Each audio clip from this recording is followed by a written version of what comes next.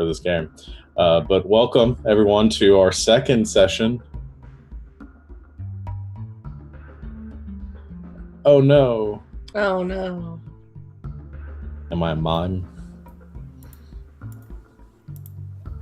Okay. Try again. Okay, we're back. All right. Take I don't think two. we ever left. Welcome back to W.O.N.D.R, everyone. Like a well-oiled machine on Tuesdays. That's my new sign-on for It's Tuesday and we don't know what we're doing. in more ways than one. But we are back for our second session, and I know that at least one of us is excited to be back here. We have a slightly smaller group than last time. Unfortunately, Alex, our speedster, could not make it back, so we are missing him, but we will carry on with the remainder of our group. For those of you that are tuning in for the first time, if there's anybody tuning in, this is W.O.N.D.R. We are running the Cypher system, which is a D20 based system. You can check it out. I don't know who the publisher is. I would have looked that up if I had been prepared for any of this. But same system with Numenera that runs Numenera and all those sort of things. So check it out. It's fun. But none of us know what we're doing.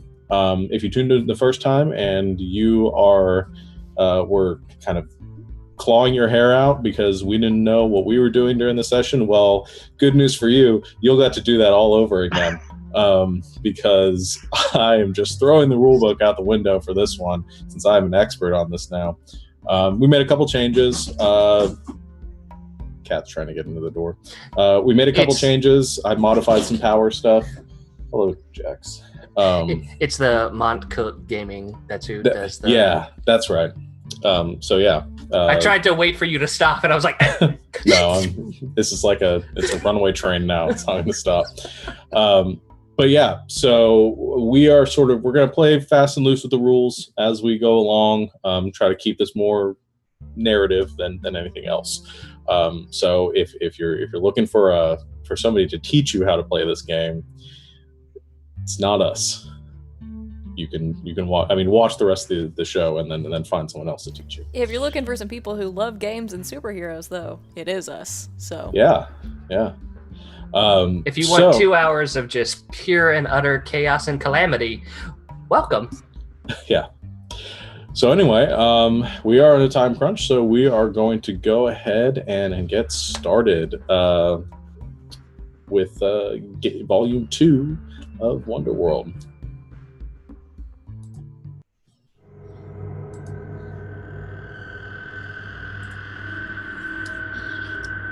It's an interesting choice of music. This volume begins far away from the city our heroes call home. We see white, an endless expanse of ice and snow stretching out into infinity. Jagged spires of rock and ice spear the swirling clouded skies. Below, gaping black maws mar the landscape where the cracked ice reveals the depths below. Our vision pans to a solitary gray stone structure nestled among the snow, and nearly entirely buried by it. As we approach, we see what seems to be a bunker, with rough stone walls protruding 15 feet out of the snow, with no discernible entrance but the half-snow-covered lift pad on the roof, currently vacant. We move into the structure, zooming down a shaft falling hundreds of feet below into the obscured levels of the structure. There, darkness. We come into a room, dimly humming with the sound of computer servos. On the far side of the room, the light of dozens of computer monitors cast a turquoise glow, giving it a nearly subaquatic feel. These screens depict charts, graphs, images, maps, programs, and computer code whizzing by in an overwhelming maelstrom of data and information. The light of the monitor frames the darkened shape of a single high-backed chair in the center of this wall. We make out the outline of a figure moving in the chair, facing away from our perspective. The tapping of keys stops, and a darkened hand reaches towards the comm button on the panel to its left. A click pierces the silence. Wrath, come see me. Bring karma. Minutes pass, watching the shadowed figure. Then the silence breaks again with a hiss as the stainless steel door across from the monitor slides open. Stepping through the doors are two women, one tall Asian woman with two swords crossed on her back and a ruby amulet hanging from her neck, and a smaller woman wearing an oversized purple hoodie. The Asian woman has a scowl on her face, highlighted by dozens of scars. She grunts across the room. All right, we're here. What's up? The figure in the chair stops typing again, but doesn't turn around as they speak. It's time, Wrath. You have your orders. Wrath huffs. Could have said that over the comms. Come on, girl. It's time to see what you can do. The girl's head, obscured by the hood and pointed down at her feet, twitches, and a few strands of blonde hair peeking out from underneath sway slightly. She doesn't look up. She scampers to the side, avoiding Wrath as she steps towards the door. The man in the room speaks again. Remember, this isn't about winning. This is about sending a message. Wrath doesn't respond. She simply waves a hand above her head as the doors slide closed behind her. A few moments pass as the panels on the computer panels across the room slowly go dark.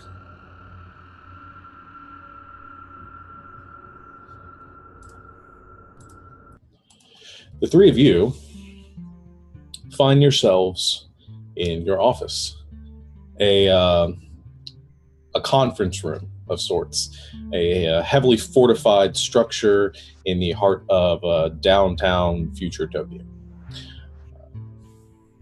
The walls outside the structure depict the W.O.N.D.R logo, but inside, in a windowless room, you all sit at a table built for many more people than the three of you, and see a telecom panel on the far wall that is currently lit up.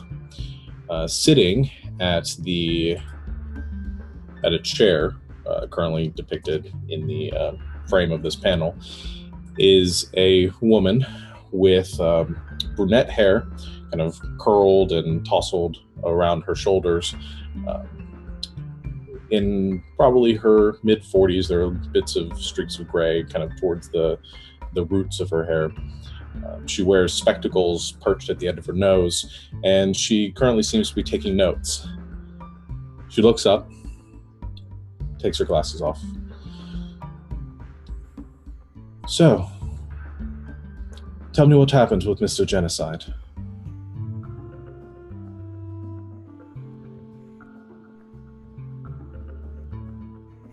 Not all at once.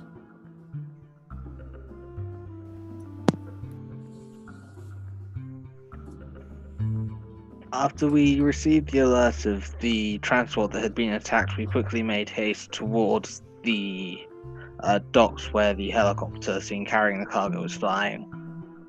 After our arrival, we discovered that not only had the cargo itself been moved, but Mr. Genocide was also on the move to the water treatment plant in order to intoxicate the water supply of the city. Upon our arrival there, I engaged the two combat units along with Sentinel, while Cerebellix and Accelerando travelled upstairs to deal with Mr. Genocide. Since Accelerando isn't here, Cerebellix, would you please tell me how it is Mr. Genocide escaped, given that you were pursuing him with one of the fastest units that we have available? Well, at the time, I was a little focused on turning off the machine that was going to poison the water supply of an entire city. So there's that, and you're welcome. The woman sort of fidgets in her chair a bit, sitting back with a bemused smirk across her face.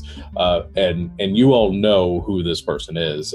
This is Eternity, the leader of W.O.N.D.R. So there's that.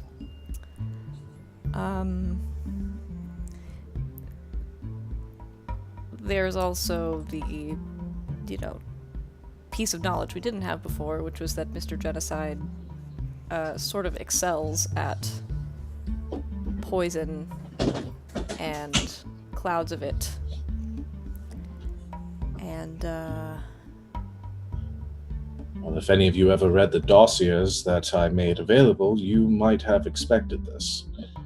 But I see your usual tactics of running in and hoping all goes best prevailed in this circumstance. to be fair, Wait, we were supposed to get dossiers on each of these people? What? we weren't all running. When did we start getting dossiers on these people? I've never got one in my life. You don't read your emails. What's an email?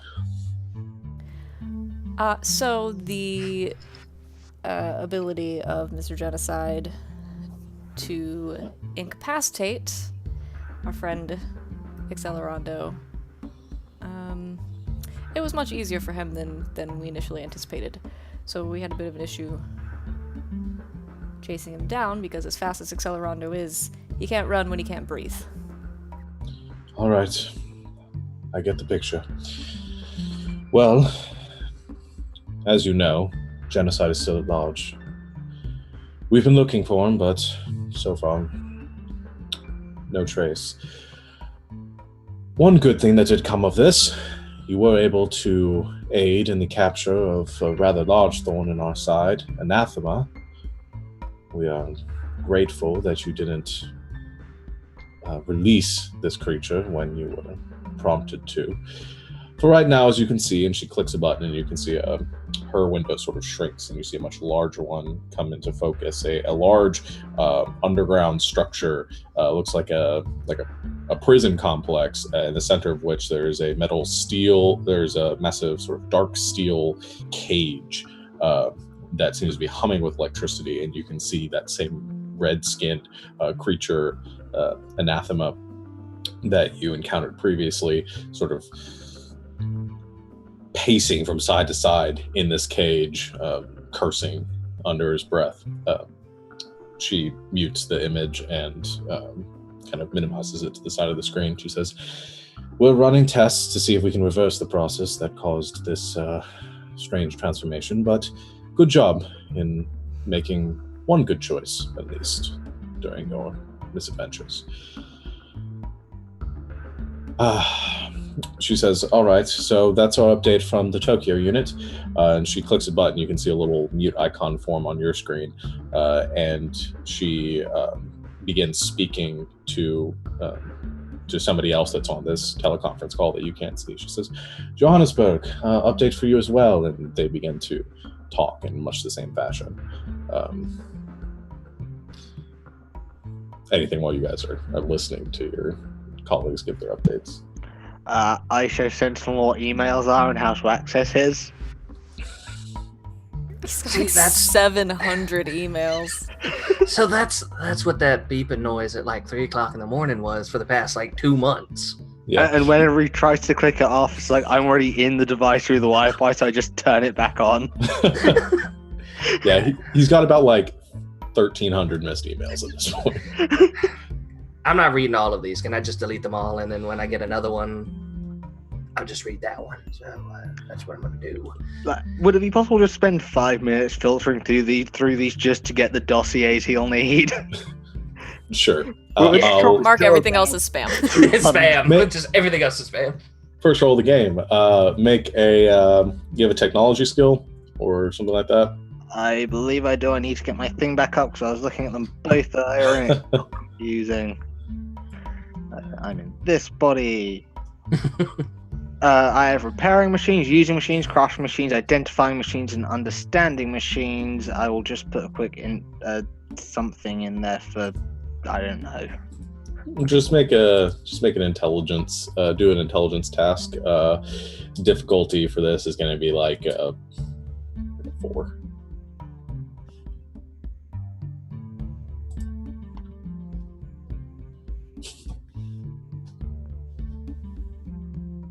Natural 1. So that's a GM intrusion. Because it's Alex. That's just it. No matter what game it is, it's Alex. We can't even check our email right. Yeah, as you're holding his horrible. As you're holding his comm device, going through the emails on it, you're very rapidly trying to go through the emails, and they're just like deleting like, and then after a moment, it kind of like, and there's this like sparking noise, and the screen goes black, and the whole thing just has a little bit of smoke drifting off of it. I will return this to you in approximately 2 days' time. Put it in one of my little compartments. Just dirt. I'm not really sure how to take. I do need that for this. You understand that, right? As you're having this moment of conflict, the Eternity turns her attention back towards all of you that are currently in this teleconference. As Johannesburg's team finishes their report, she says, "All right, that's all we need for today. Thank you all for your updates. Keep on your patrols and keep us updated on what to expect from the field. Until our next meeting, we'll schedule." And there's kind of a near, like to the screen, the whole thing kind of shifts for a second. Hold on, I'm getting some interference here. I'm not sure our systems are, and it flickers again. She pauses. You see the mute icon go on her screen, and she looks around to somebody behind her and begins to sort of anxiously speak with them. And as she's in the middle of turning back and saying something to the group, the whole screen goes to static. Just kind of... Sentinel looks to Machina. Really? Again? You ruined mine and then you ruined theirs? Come on. This man. one was not me. Would I be able to use my understanding machines to work out what the hell is going on with this? You can, however, before you really have a chance to focus at this point, an image appears on the screen. I'll say go ahead and you can go ahead and make another intelligence check or another intellect task as you're trying to understand this. This one's like a 3. Okay, I've actually got understanding machines as a skill. Would that count for this? Yeah, that'll count for this. 18. Yeah, that's definitely a success on that. The systems are being hacked, and you very clearly can see that it's being some sort of external signal has hacked into W.O.N.D.R's system. Is now displaying some sort of message. Is there a way on these things to start recording what's coming through? Yeah, I'll say that. I'll say you probably have the capacity to record things using your... yeah, I'm just record it using my face. Just kind of like, and you begin to audio-visually record your what you're perceiving. And a logo fills the screen. And you see what looks to be on the side of... They're still static, but like on the side of the screen, what's coming across the glass, you see like ice forming. It's not external, like not the screen isn't freezing up, but it's this sort of visual effect for added spookiness. And the screen goes dark, the frost remains, and in fact, at that time, you see a word spelled out across the screen, F.R.O.S.T. Which you all recognize at that point, since all of you take such diligent notes, as the sort of anti-hero organization, the First Revolutionary Order of Scientific Transcendence, F.R.O.S.T. Their logo spelled out in jagged icicles and clumps of ice across the screen. And you hear a voice speaking out to all of you in that moment. Apologies for the interruption, Eternity. However, it is imperative that I speak to all of you. Want to know with certainty that you will be paying attention. Today, winter arrives early, and the time of your judgment is at hand. Your cities will crumble and fall in due time. This is but the first test of our power. The screen flashes as soon as he says those last words, and the static starts up a second and then dissipates, and you see Eternity sitting there again. 4 or 5 people kind of clustered in behind her, looking at this monitor, hitting handheld comm devices, and she shoos them all away as the monitor comes back on. Can you hear me? Are we back online? Somehow they hacked our systems. All units, be prepared. We're getting reports. Attacks in Toronto, Dakar, Paris, Sydney. Did you say insect swarms? Those droids aren't supposed to be hackable. I don't understand. Okay, we're going offline now. Keep on the lookout. Stay posted. Report as soon as you know anything. W.O.N.D.R out. And as she does, the screen goes dark.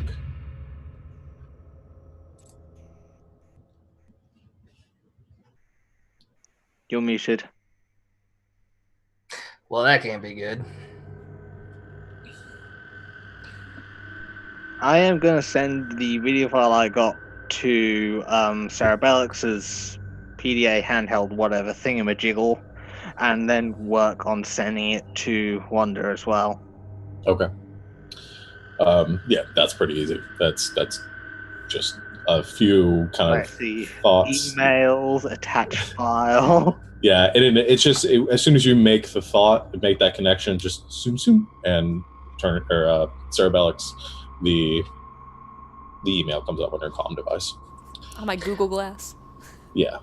I will also at this point get my tools and Sentinel's little thing and start repairing that, because we may need it. Okay, you can do a repair task. We're going to say the difficulty is going to be equal to what you failed, so it's going to be a 4 again. Yeah. 16. All right, that succeeds because it would have been a 3. Yeah, you're good. So you're repairing that right now. Machna, it's going to take you just a couple of seconds. You were saying something. Did she say something about drones being hacked? She did say something about that one before they went offline. You heard her talking. He said there was some chattering going on behind her. She mentioned insect swarms. She mentioned you heard some mentions of like riots in the background. And then would I know just by like hearing it in my use of military kind of stuff, would I kind of have an idea of what she would be talking about? Or was she talking about actual insect swarms? Oh, you mean with like the drones? Mm-hmm. If she was referring to no, you got those were 2 separate things. Okay. Those were different. She was talking about a bunch of like different attacks that were going on simultaneously. Gotcha. And actually, as you guys are kind of gathered here trying to gather your thoughts and going over what had just happened, you can hear far out in the streets the signs of mass panic. Which is impressive considering how fortified your building is and how soundproof it is. I am going up to the roof. Mm-hmm. Ping me when you're done. I go up. Okay. So you begin to go up the. Let's say you take the mock elevator up to the top of the building. We get the elevator music. The do do do do do do do as you're heading up to the 150th story of this building. I like to think the music speeds up the faster the elevator. Yeah. As you make it to the building, or the top of the building, Sarah Bellix, and you walk out to the roof, you immediately hear just like screaming. You can hear the sounds of panic and hysteria out far around you, and you walk over to the edge near the guardrails and look down, and you see people running through the streets. In like one general direction. They're heading into buildings. You see cars that are abandoned as people rush in the opposite direction. And you can see far off in the distance some smoke emanating up. You can hear more screaming and panic that way. And you watch as you sort of see the last stragglers going through, and then you see something very quick dart out from behind a alleyway and then launch itself at a person and begin to just like tear into them, and then like three more come swarming in like a pack, and as soon as the person stops moving, they all scatter.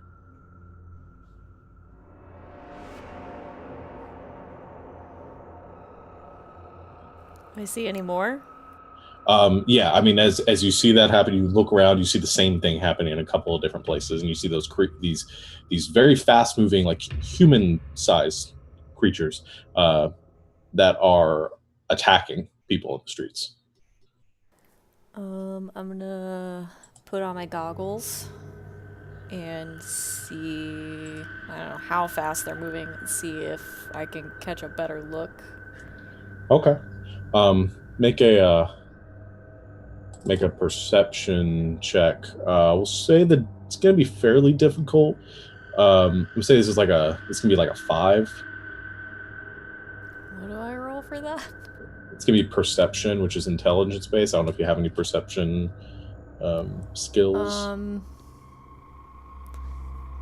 Discerning dispositions, getting hunches about people around me. Do I get any hunches? No, it's going to be straight up saying, but your goggles Okay. give you an advantage on it, so it's going to reduce the difficulty by at least 1, down to a 4. And then if I think you on intelligence-based tasks have edge, so that'll yes. probably do some more. Okay, so it's going to be a 3 for you. I rolled a 13. Okay, so you look down and you get a good glimpse as you tune in with your goggles to one of these creatures as they're running past. And what you see is this amalgamation of, and I know anytime you describe a creature by saying the word amalgamation, it's not going to be pretty, and it's not pretty. It's like a hunk of grayish green flesh or matter of some sort, looks organic, with pieces of what should be bone like protruding off into weird angles and spikes. It looks like if you took a person and sort of scrunched them together like Play-Doh and then tried to build another person out of them. Like is Gumby. sort of, but it's yeah, and it's like greenish and gray, like almost like a silvery green color. Gumby, but more horrifying. Yeah, Gumby, but more horrifying, with like jagged angles and edges and weird holes like pushing through. Okay, as this is happening, right, I guess I'll go over my communication device and try to describe what's happening to the other two.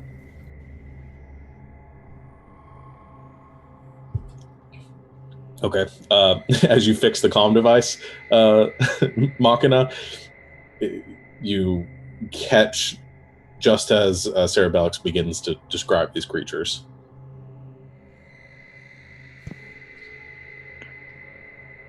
Any clue on total numbers? You've seen about a dozen at this point, but there are clearly more in the city. I have no idea. Well, we know that Frost is probably to deal with it. I'm coming up to meet you just to see if I can get an eye on some few things. And he goes to the elevator as well. Okay, so everybody's going to the roof. I'll prepare the Goliath body and head out into the streets. Okay, so mushing. Okay, so we get the cut scene of Machina walking into the hallway where the pieces of the suit begin to like form, like pull the chunks off of you and then form the larger pieces on top as you like mid-stride are rebuilt into this massive Goliath structure, and then go and the solid steel doors at the beginning of at the front of the complex open up, and you head just barreling out to the street. Sentinel, you reach the roof where Sarah Bellix is currently using her goggles and kind of surveying the area. Malkin is getting his game face on, so he's down there already. Let's see what in the world you're talking about.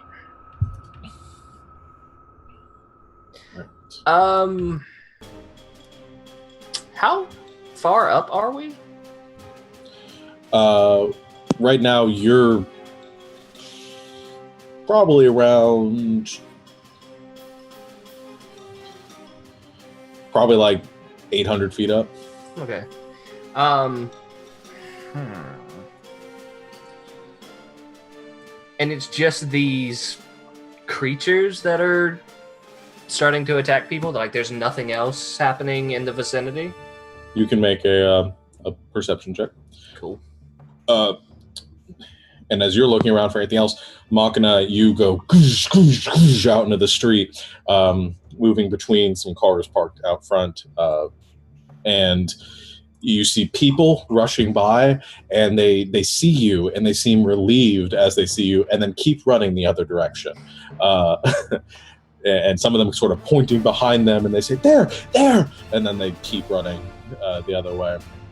I'm going to keep marching forward. Okay, you turn and going against the stream of people coming the other direction, go head down the road, and the two of you up there can see Machina currently pushing his way through the crowds. What'd you get on your perception? I got a 5, but I'm trained. So it takes the step from... Yeah, this would have still been around like the 4 or 5 difficulty, so that's still not going to be enough to get it. But you can retry the check by spending a level of effort if you want. But we'll do this first. As Machina, you push through the streets, and suddenly there's no people anymore, and they're all behind you. And you see ahead of you just this kind of abandoned intersection, a couple of cars parked sort of askew. And there's a moment, sort of quiet. All you hear is kind of the ticking of the lights as the intersection lights change. And then you hear this.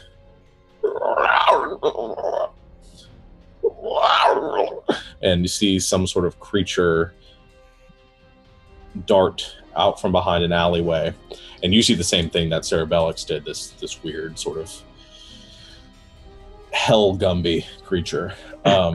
Screenshot send. Screenshot send back over, and the two of you see on your comm panels on the lineup, you see a good vision of these this creature, and as soon as it locks eyes with you and sees you moving, it launches itself in your direction, just kind of, and just at a pretty quick speed, not like superhuman fast, just comes rushing at you with reckless abandon. What would you like to do? Well, it's being so nice and coming towards me. I'm gonna punch it in midair as it leaps at me. Okay, go ahead, and it's going to be a difficulty 3 check for the attack. It's not a very difficult thing to hit. I've got too many things in the way. I only rolled a 5. Oh no, sorry, I was looking at the wrong thing. I rolled a 16. Okay, that's more than enough. And as it launches in the air towards you, kind of punch forward with all of your might and the gears in your body, and as you connect with the creature, it kind of squishes and condenses forward, and then scatters out into just like gore and ichor across the street, just murdered in one punch. Cue One Punch Man theme song. Yeah, and the two of you up there see this happen, see him just decimate, or well, pulverize this creature with a single punch. However, you see as soon as that happens, there are like a couple more that are beginning to come, like rush down the streets in opposite directions. Sentinel, you can make a follow-up perception check.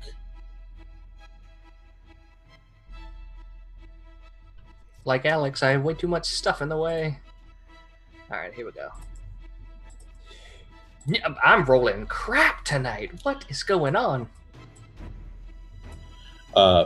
Okay, so you don't recognize with a 4 that you don't recognize what or where anything else out in the vicinity from you, because you are very distracted by the image that you just got on your comm from Machina, because you recognize these creatures. You know what they are because of your time in the military. You fought alongside clone soldiers. Pretty common practice. This is what happens when the cloning process goes bad. They're what are considered they're called VAT rejects. They are weird pseudo-human creatures that are created when the cloning process is disrupted by either unusual like sun activity, sunspots, or a number of other things, yeast contamination, things like that, causes these clones to go haywire. So you know what these are, and you probably have a good idea where they might be coming from, given as there is a military base just outside the city. Oh, that's not good. That is really, really, really not good. All right, I know what they are, and we got to move, because I'm pretty sure I know where they're coming from. You want to share with the class? Oh, yeah, they're clones. They're clone soldiers, but ones that have been completely just ruined. Military base is just right outside of town. That's probably where they're coming from. I used to fight with them all the time. This is what happens when things go horribly wrong. If it's gone this wrong, we got to get over there now. Let's go. And I go over the comms again. Machina? Can you catch one? I'll do my best, I say, looking straight at the next nearest one. Yeah, as 2 of them are sort of flanking you, coming from either side. Machina, what are you doing? Let's see. Don't want to leave myself too open to attack, so if possible, I want to get the heavy blaster out, just shoot at one of them, then as the other one gets near me, just try and make a grab for it. Okay, go to make an attack with your heavy blaster.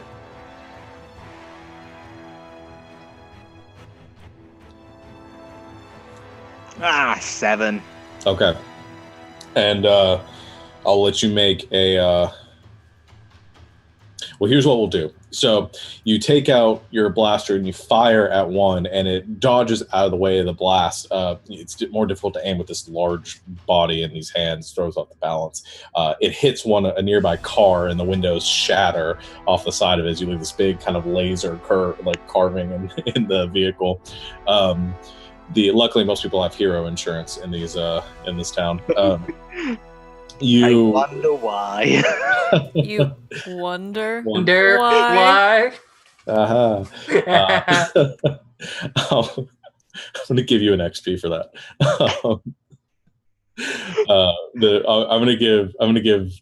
I'm giving all of you an XP for that. Why not?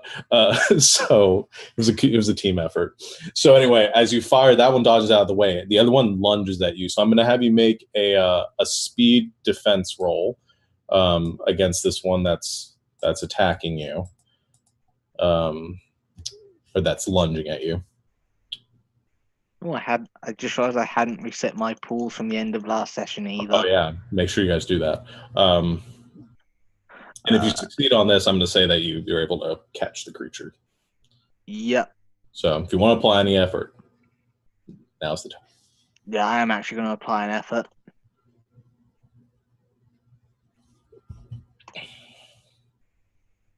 I rolled a 3. Oh man, it was difficulty 2 with the effort. So it lunges at you.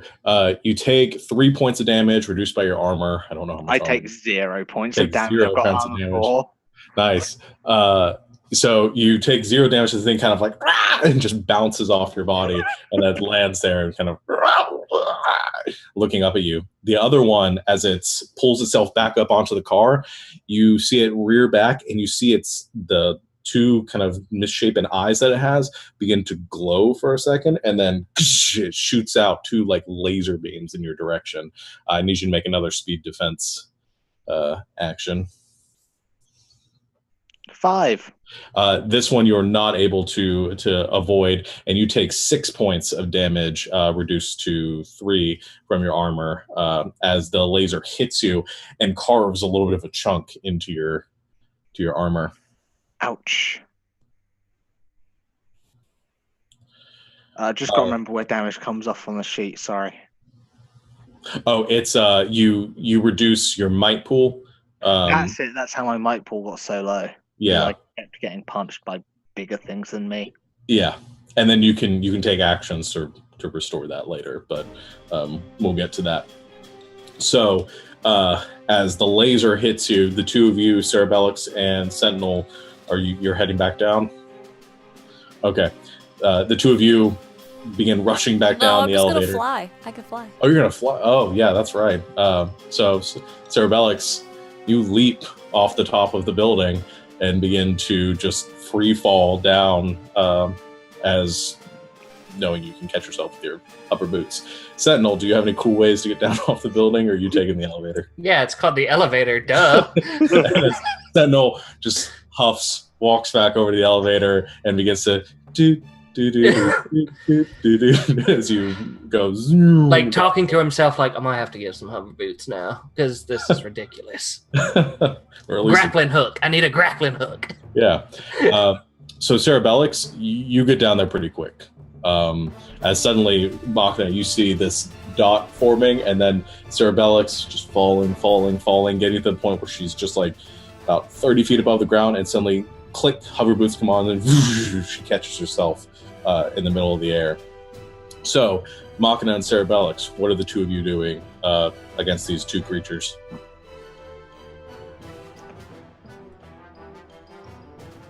I want to use my my whip.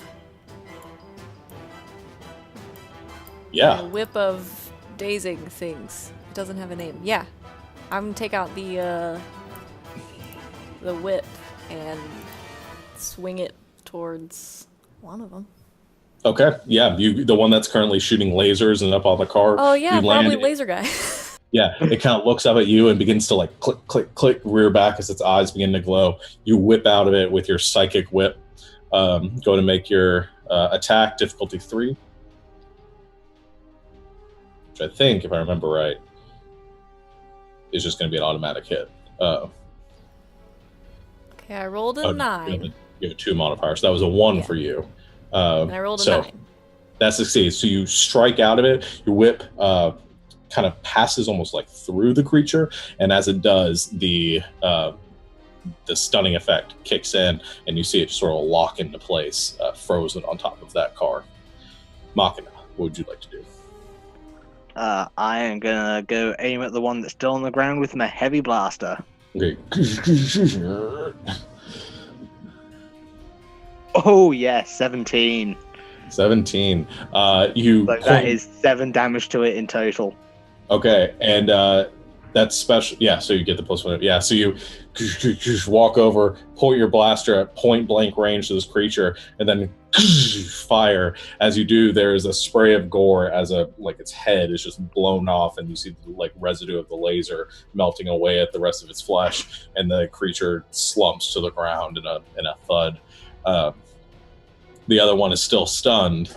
For its turn, you guys can attempt to restrain it if you'd like. Yeah, I guess. I might as well try. I mean, I am super strong and everything. Okay. It's not strong enough to get... Since it's stunned, as soon as you get over to it and grab onto it, there's no way it's getting out of your grip with its strength. So Machina just kind of locks the creature into its vice-like grip. As this happens, Griffin, you reach the bottom of the elevator, ting, and come walking out the front of the building. So, what'd I miss? I'm about to figure out what's going on with this thing. Can I... Would I know if they can talk or anything? You Sorry, would, Savannah. yeah, Savannah. What are you gonna do, Sir Bellix? And then not talk to it. Can I use my scan ability that I have? Short range, it's like a 10-foot cube. I can scan a creature and reveal its level, a measure of how powerful, dangerous, or difficult it is, and whatever facts the GM feels are pertinent about it. You can do that. You would know, Sentinel, that they can't talk. That these are mostly mindless creatures. But you know, Cerebellix, as I said before, because I just kind of like tell you guys what the levels are. It's level 3. It's got like 9 health. They're not too difficult to hit. They're mostly kind of just flesh monsters. But as you scan it, you see an image. And you see sort of a visual, find yourself in first person, trapped in a glass tube, and you're suffocating. There are like bubbles rising up around you, and you feel yourself submerged under some sort of ichor. And then there's a light out in the darkened room beyond as you can press your head up to the glass and you see a door opening. And through that door walk 2 women. One of them with a glowing pendant around her neck and 2 swords crossed across her back. Another one looking down at her feet, hood pulled up, wearing a purple hoodie. The Asian woman quickly walks into the room and makes her way down a row of tubes. As you look to your right, and you see identical tubes, each one with another person inside of them, similar to yourself. White flesh, sort of amorphous human shape, not fully formed clones. And you see the Asian woman stop at yours, and she kind of presses her head towards the glass, and she says, "All right, this'll do." She turns back around, and you can hear her echoing through the glass. And it's hard to make out. She says, "All right, Karma, you're up." And the girl with the purple hoodie steps forward, and she keeps her head low, but she holds up a hand, and you see this glowing purple energy swirl around it, and then shoot forward in every direction. And at that moment, everything just goes dark, and it's pain, and it's confusion, and it's a single word in your head being whispered by a voice that isn't yours. Kill, kill, kill, kill. And then your scan ends.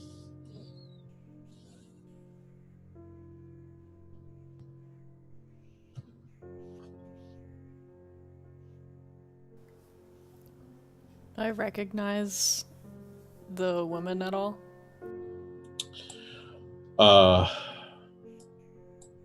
The which one? The Asian one? Yeah. Did you read your dossiers? Yes, that's what I was doing while we were muted. Okay. They're all like just in my head, so Yeah, and you finally and Mark, you're like, okay, fine, I'll start circling through those. But Sir Belloc, since you're the one that saw this vision, you do recognize, and a name comes to mind: Wrath. She's one of the most wanted agents of Frost currently in the world and other worlds. And then the other one she called Karma? Karma, which is a name that you're not familiar with.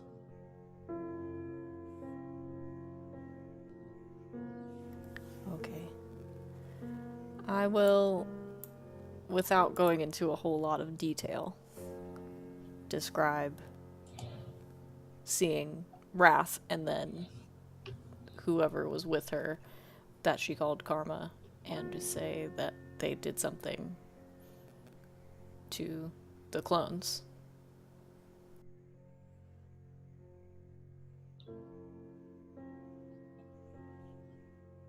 Yeah, to get this kind of horribleness, you're gonna have to do something a lot, and that base probably has more than.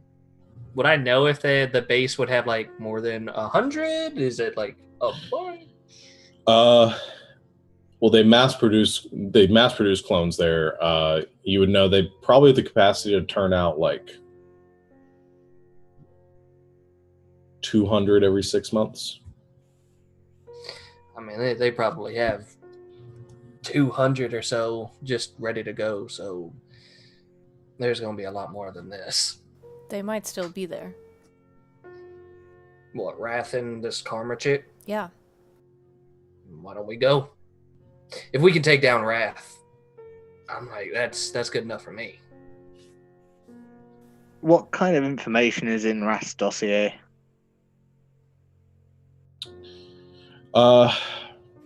There isn't a lot that they know. What they know is that she's a skilled assassin, one of the most accomplished martial artists in the world. She was the mastermind behind a few dozen criminal organizations before she disbanded them and joined F.R.O.S.T. But otherwise, not a lot to know. There's no record of her birth.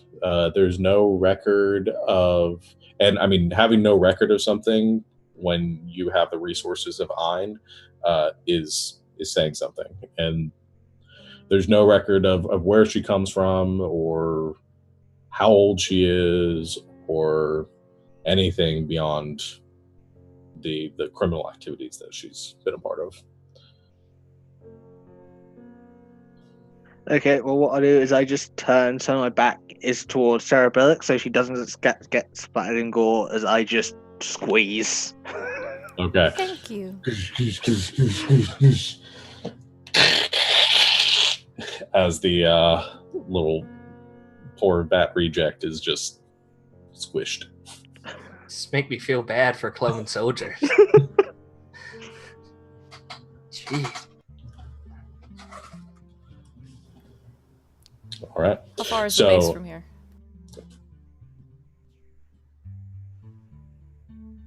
I'm assuming you're going to ask me how far the base is from here. It's probably about 10 miles outside of town. Anyone got a ride? Where's Accelerando when you need him? Right? I mean, you guys have your car. Well, yeah, but that's boring. But I'm like, someone could get there faster than that. I'll Just scope the place out. Get the car. I suppose I have to change body to be able to fit in the car. No, this is like I the get the van. Wonder-mobile. This is like the thing this is the A-Team van that you guys have built specifically for fighting crime that I'm going to have you describe what it looks like. What do you guys imagine your Wonder car would look like? A tank, probably, if it could hold Machina in his like full I'm form. imagining like you have like a cab, a large armored container sort of on tank treads. So we've got where whoever's driving can sit in the front. They've got the back can be used as like a mobile workstation if necessary. Just kind of like an APC. Okay, yeah, like so big tank with a big like chamber in the back, like a where you can keep like incarcerated villains and also Machina. And also Machina. Okay, so actually, you as you guys are standing here, you realize how far out you're going to be. I asked Cerebellix to prepare it so my smaller body is in there as well. Mm-hmm. Yeah. That's acceptable. Yeah. So it's very organized. I'm very organized. You take out your comm device. You are a doctor. You take out your comm device, Cerebellix, you hit a couple buttons on it, and you all watch as next to the entrance, a section of the sidewalk lifts up, and there's kind of a as this large tank monstrosity kind of wheels itself out, painted like cobalt blue with the yellow W.O.N.D.R logo kind of splattered across the side of it. Very just like ostentatious. You guys had no set hand in its paint job, but There's What? usually fuzzy dice hanging from the mirror, but it's getting close to Halloween, so now they're pumpkins. Okay, fuzzy pumpkins hanging from the mirror, and as it kind of pulls itself up, the AI system controlling it, and then wheels around to the side, pivoting on its axis, and the doors open up for you to enter. One in the back as well for Bakken. You Climb in the back so I can also change bodies because I need to repair this one a bit. Okay, you load up in the back, the core matrix of your form dislodging and being lifted by some of the mechanical arms inside that assist locking down Machina, pushing into the smaller body that is currently also stationed just behind it. Cerebellix and Sentinel, the two of you, get inside the vehicle too, locks down, and then you punch in the coordinates, and the whole thing kind of begins to head off down the roads or the alleyways of Tokyo towards your destination. Sick. Yeah, super sick. And because Griffin in his day job is a mechanic, is just like they actually took my advice of how to set this thing up. I'm actually very kind of proud of them. Yeah, you've been helping them work on this thing for a while, and it's the paint job, but the mechanics is fantastic. Yeah. So Machina, you can roll a recovery roll to regain some dice. We ruled actually that I wouldn't be allowed to make recovery rolls because of the nature of my body. That's right.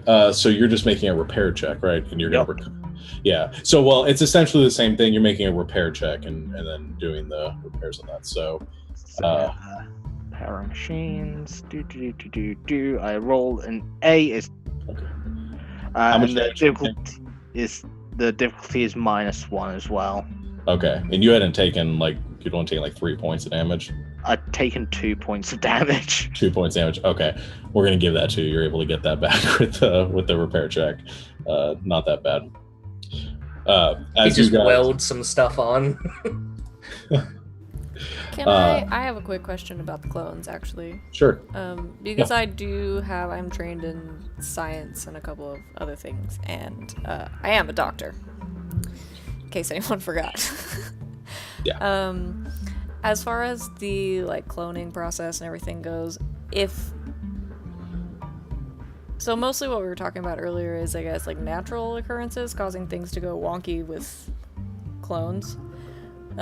So if they were forced bad, if Karma did something bad voodoo magic to them, is there a way to revert them, or once they're goo, they're just goo?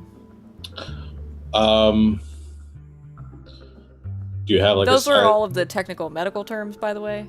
Yeah. Do you have a science or medical or something skill that might pertain to science? So you're training in science. Cool. We'll go with science. I don't know. It just said science. Yeah. Make a science check. Science.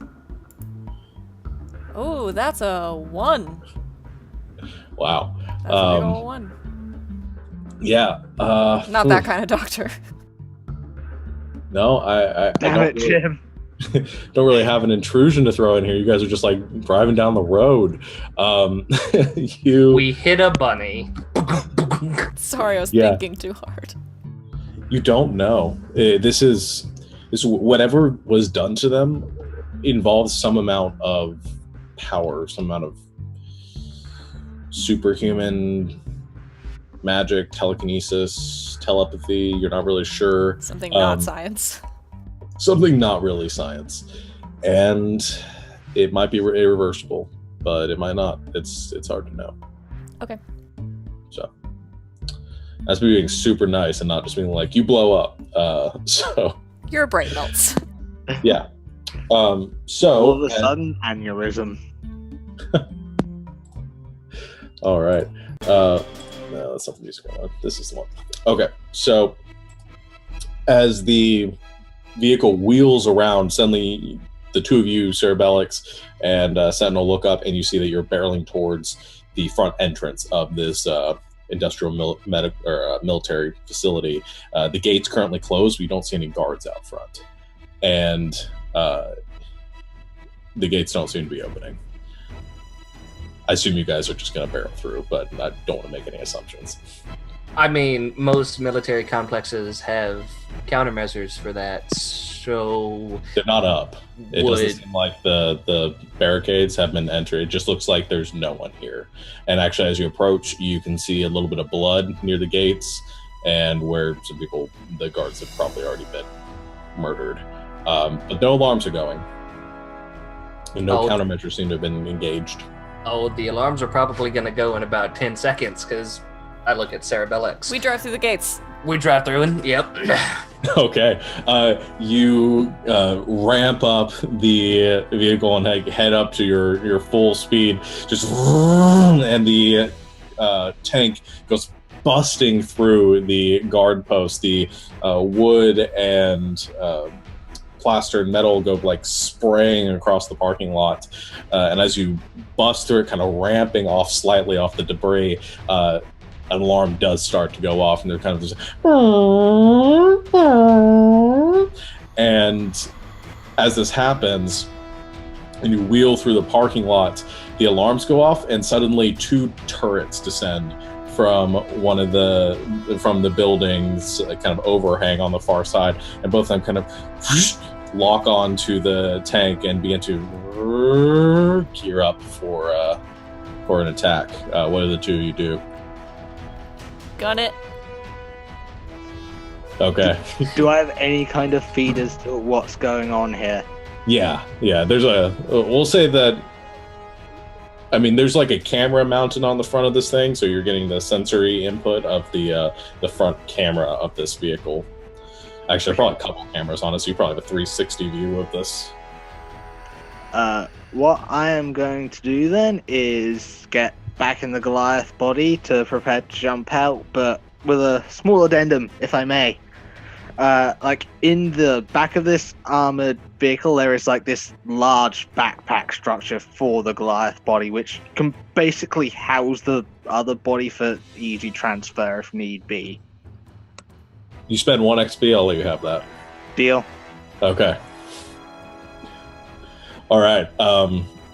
So yeah, you take the mini Goliath body or the mini Machina body, and you hit or you pull a latch on it, and the whole thing kind of like reforms itself into this armed backpack-like shape. And you take that in one hand with your Goliath body, just kind of lock it onto the back, and pull the latch on the back of the trailer here and prepare to leap out of it.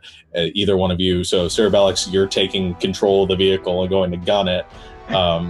Is there like a garage or like a hangar or something that's indoors that a tank would fit in? You can see a doorway, or like a garage door essentially, that is currently closed towards the left side of this complex as you're approaching, past the guns. I'm gonna go that way. Okay. Is there like a turret or a gun nest on this thing that I could like use for covering fire on these turrets? Of course. Why wouldn't there be? Perfect. That's I'll say. I mean, there's specifically there. Okay, there's not a turret on it, but there's a hatch on the top that you're able to pull yourself out of so that you can fire. Done. That's what I'm gonna do. Okay. I mean, otherwise, what's Sentinel going to do? So, So as Machina, you pull the latch, the back doors swing open. You leap out onto the pavement behind. Sentinel, you pull yourself out to the up top through the turret hatch, and Cerebellix, you hit a button on the console. A steering column ejects from the front, and you kick the vehicle into high gear. So first off, Machina, you land on the ground, the pavement cracking underneath you. You look up as these two turrets begin to spin into motion, about to fire down at you. What do you do? I want to leap in the air and land on top of one of the turrets. Not in it, actually on top of it. Just Okay. bump. The way that they're hanging right now, they're coming like down. Oh, they're coming down. Yeah. Okay, will I be able to like leap up, grab, pull? Okay. Yes, you can do that. So this is going to be a. Do you have a skill you think might apply to this? I don't, but I have 3 power shifts in this body reserved just for strength. Yeah. So this is going to be a might check or a strength check, and yeah, if you're just going hog wild trying to pull this thing, so straight might check.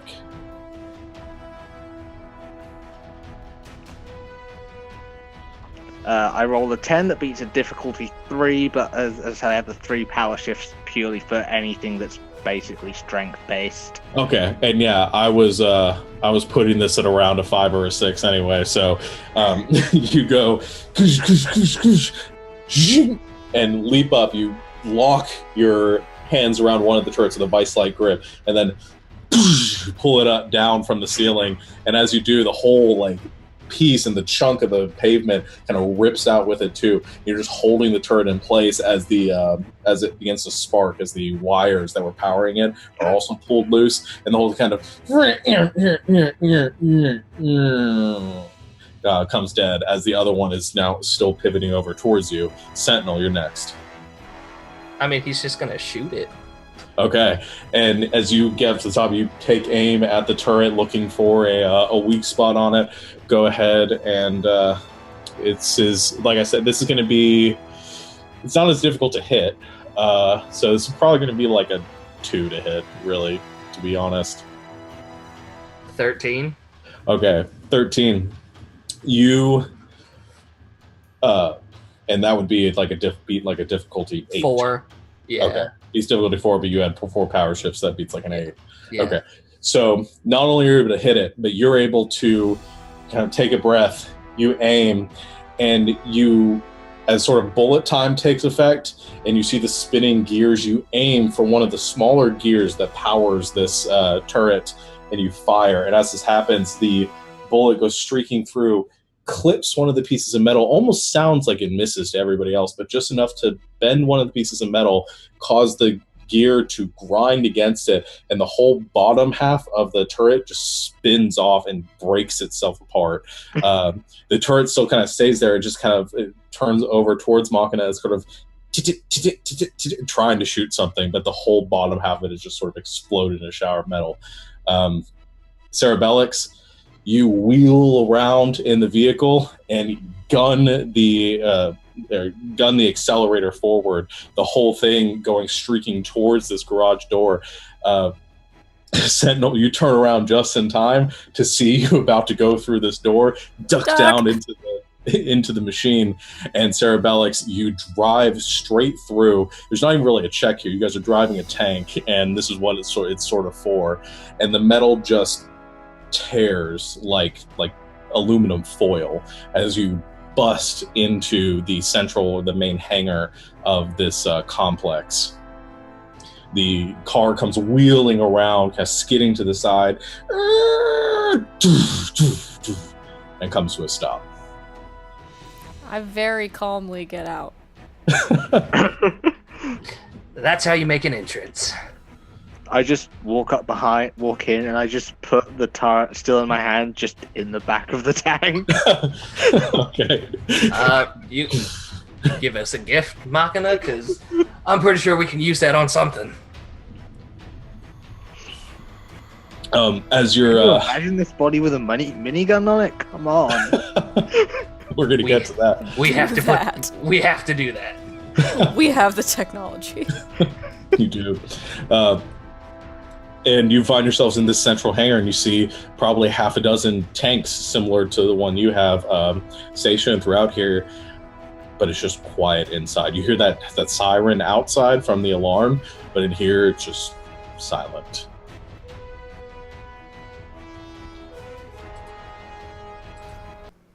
Are there any other doors that we can see and go through?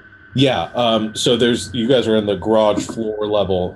There's some stairways leading up to kind of a higher raised portion, and you can see a few doors leading out from here further into the complex.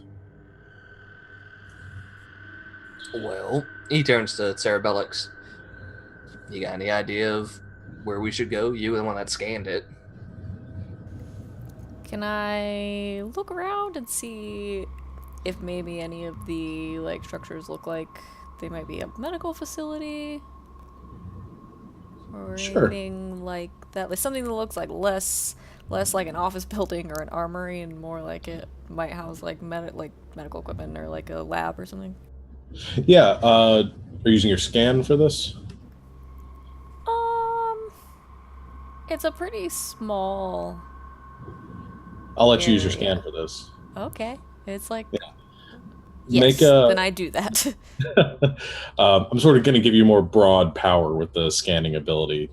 So we'll go to make it'd be like a perception-based check using your scan. I assume that might lower the difficulty in some way or something like that. I have my goggles too. Okay. That let me perceive better. Yeah, this is more like you're extending your awareness out, like pinging like sonar throughout the facility. So go ahead and make it'd be an intelligence check.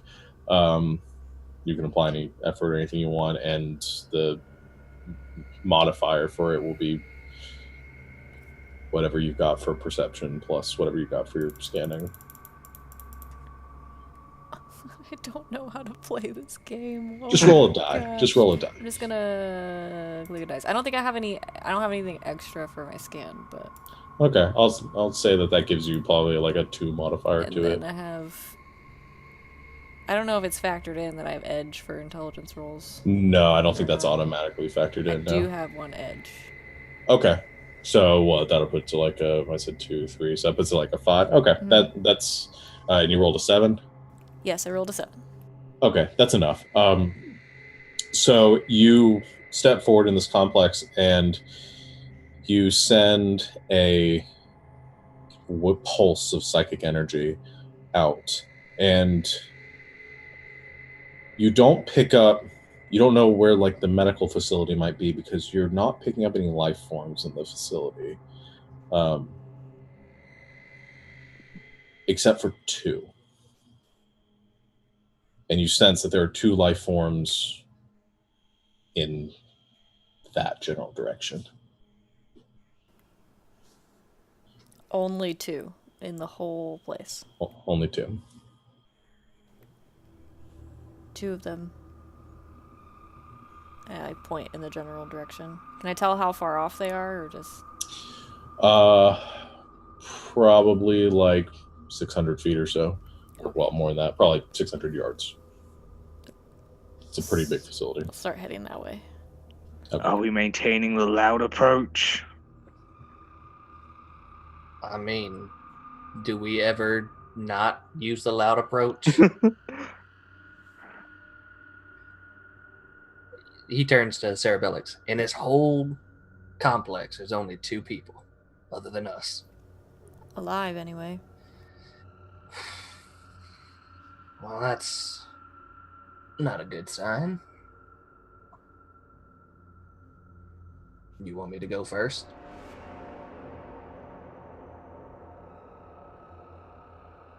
Let's just go. All right. Okay.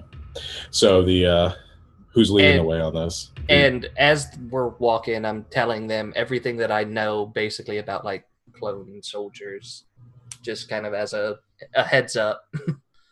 I am already basically a walking tank, so I guess I am going first. Okay, so you're leading the way in the smashy sort of way. All right. And yeah, as you're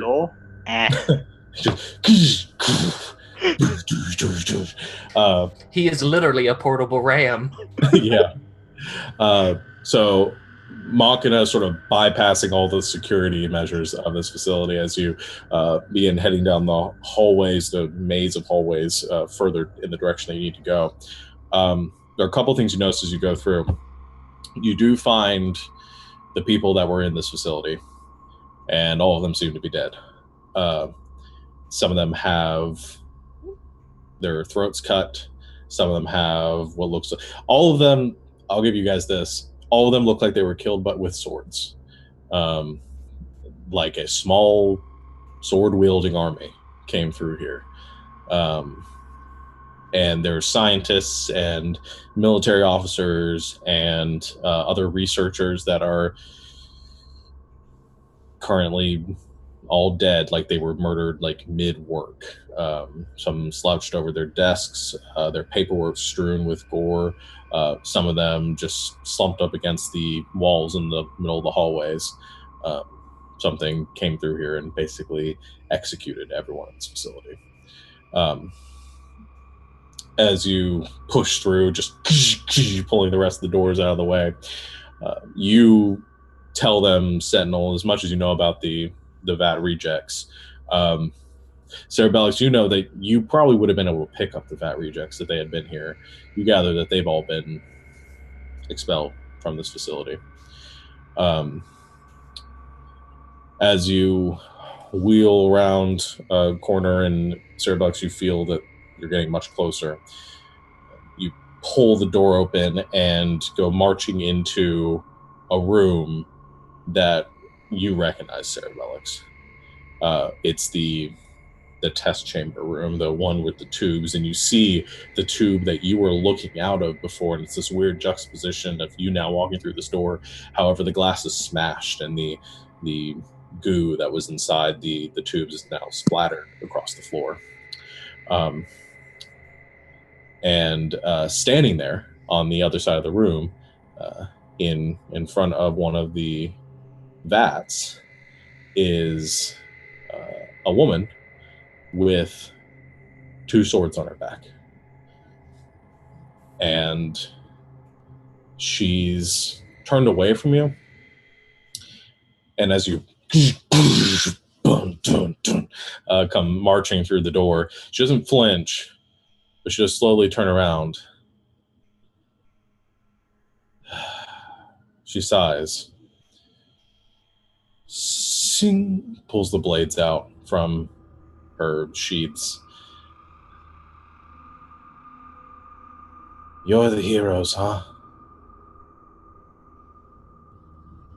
I mean, not really. And he pulls up his shotgun ready to fire.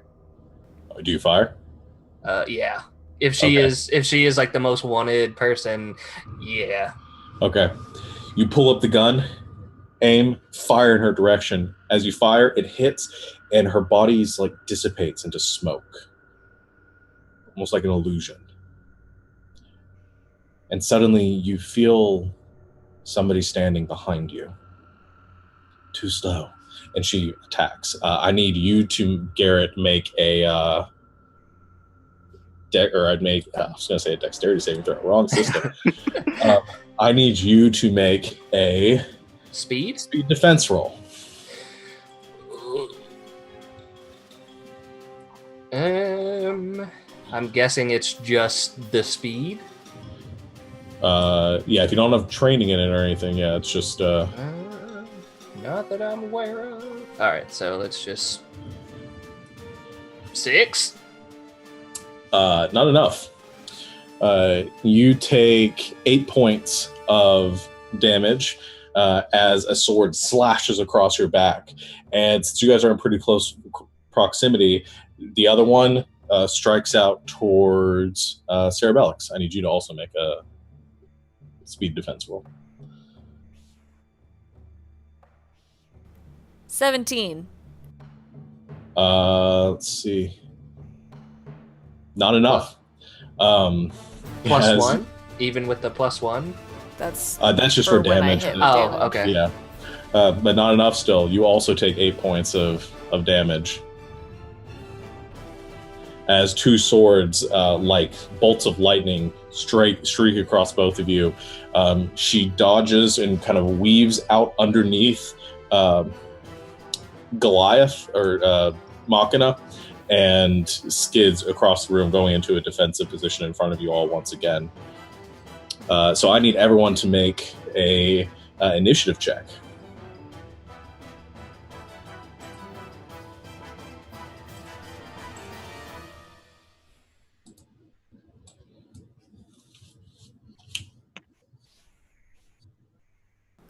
I rolled a 20. I rolled a 23. A natural 20. I rolled a natural 20 as well. Wow, guys. I rolled a 4. So the difficulty was a 6, that's 18. So the two of you actually succeed, so you get to go first. Cerebellix. So she's in front of us again? She is in front of you again, this time seemingly for real. Okay. I'm gonna use my onslaught ability, and I'm going to try to mind slice her. Okay.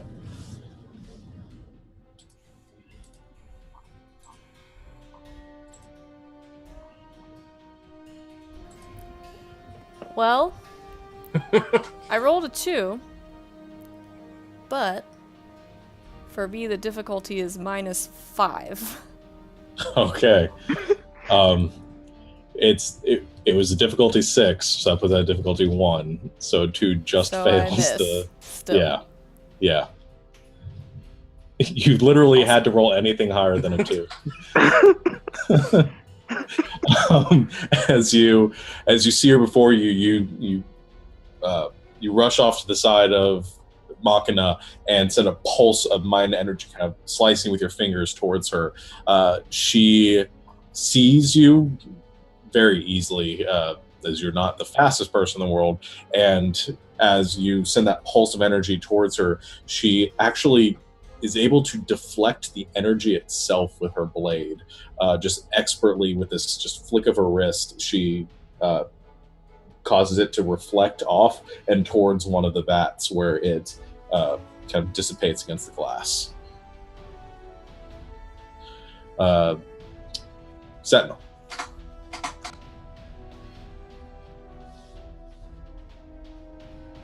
You're muted. You did a me. So he's going to try to shoot her again. Okay. Because, I mean, that's what he does. And then he's also going to spend 1 speed point and inflict 1 additional point of damage with my weapon if I hit. Okay. So doing the pierce. Yeah. 19. Yeah. That will hit. With a special minor effect or +3 damage. Yeah, so you can do a minor effect, or you can do +3 damage if you had a minor effect ready. I don't think I have a minor effect, do I? Okay, there are like a list of them, but if you didn't have one ready off the top of your head, we'll just do the +3 damage. Can I shoot one of the swords out of her hand? Okay, disarm is a minor effect. Okay, great. Yeah, we'll go with disarm is a minor effect. Right. So you take shot with your Benelli, and you fire in her direction. The blast hits her hand, almost you imagine like crippling her hand, and sends the blade scattering off into the goo to her left. She lets out kind of a snarl in your direction as it happens, and seems very perturbed by that. So that's like 11 points of damage total. Nice. All right. 12 because +1 for Pierce. 12 points of damage total. Okay. So on her turn, she looks down at her bleeding hand and sort of clenches a bit and seems like it's still working for her. She is going to... So she's disarmed. It's either retrieve the sword or attack you guys again. She wants to attack again. So she is going to instead sort of dart forward, taking the blade, and she's going to strike towards Goliath Machina, who she sees kind of gearing up for an attack, trying to disable you. Go ahead and make a speed defense roll. Because we know I'm great at those. 16. Okay, 16 is not enough. You take 8 points of damage. We're reduced by 4 because of my armor. Yes. And then she is going to... Nope, she's just there. So she stabs into you, and that's where she ends her turn. So, Goliath, your turn.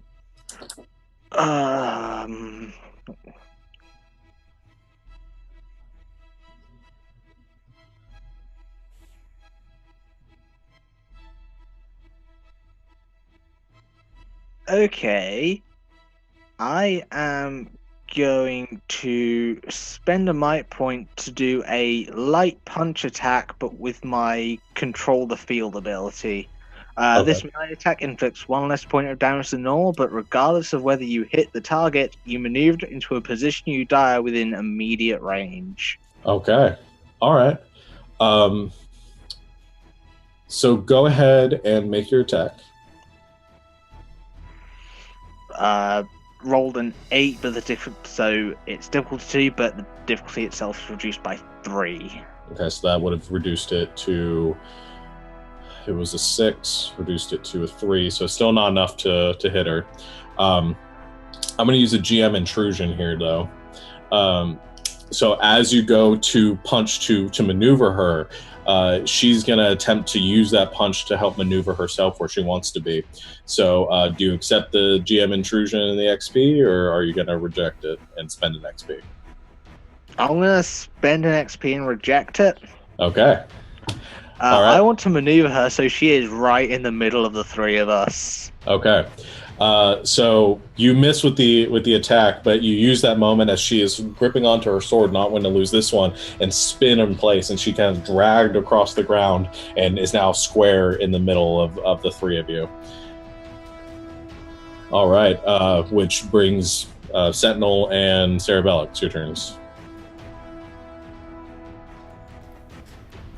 Not doing so good over here. And don't forget, you can use an action to do a recovery roll if you need to.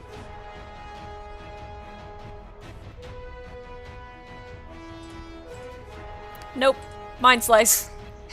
Okay.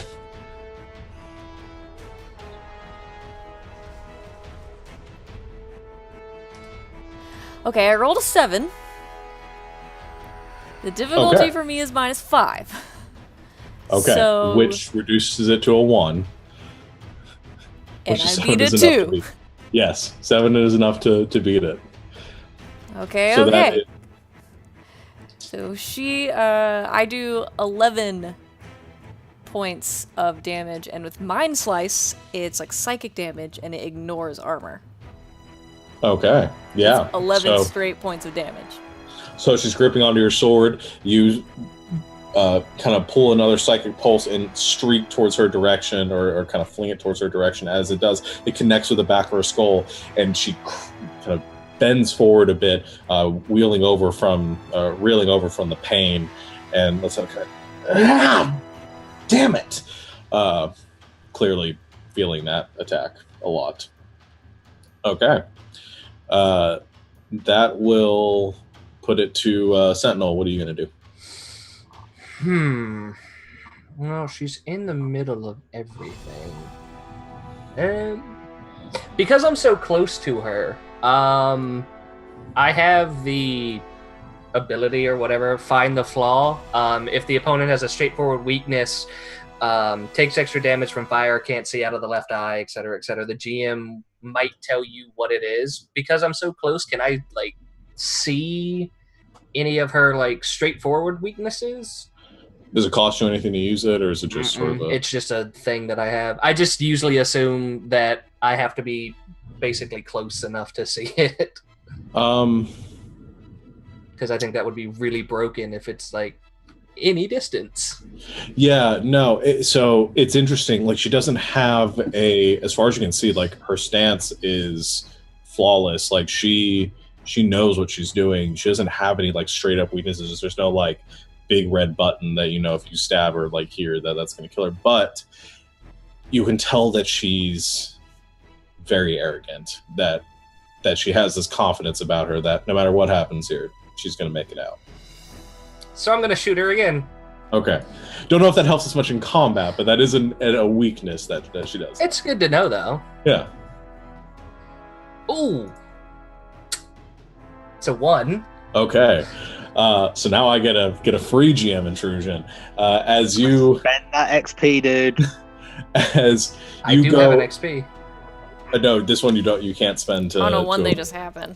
They just Yeah, happen. I know. But he spent that XP for nothing. Just kidding. But you actually you pull up your gun, like point blank range to fire.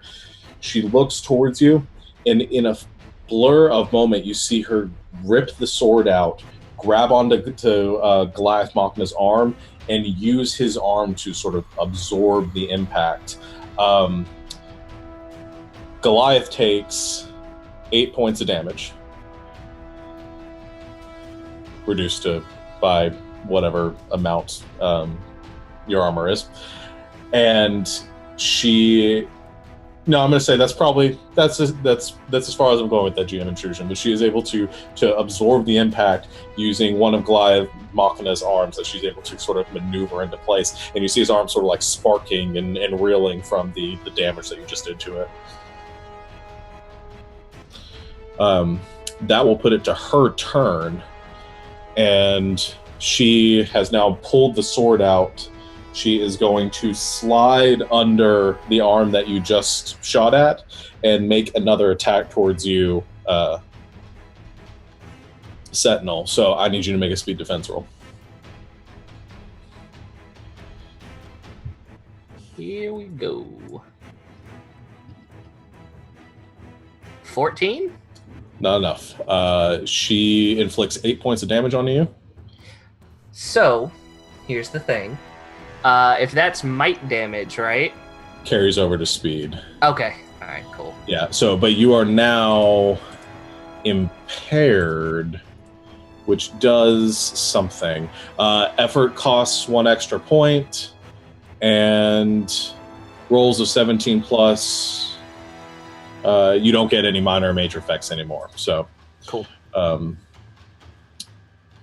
All right.